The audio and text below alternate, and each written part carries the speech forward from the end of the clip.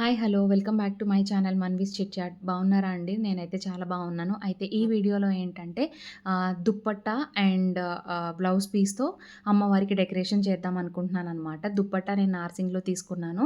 And blouse piece ఏంటంటే set చేశాను. నా దగ్గర ఒక మంగళగిరి శారీకి ఉన్న బ్లౌజ్ పీస్ అనమాట.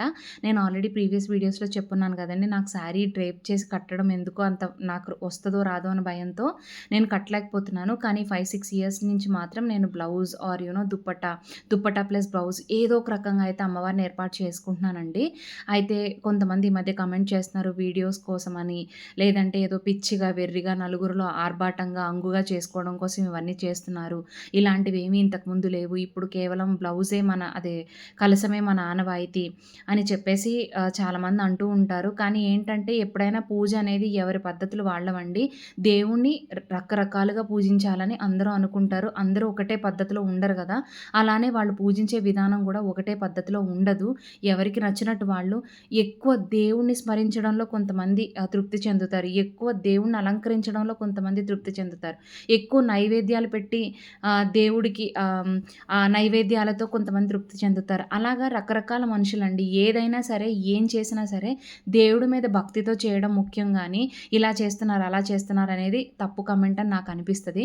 అయితే నేనైతే 5, 6 సంవత్సరాలు బట్టి అమ్మవారిని అలంకరించుకునే చేసుకుంటున్నానండి.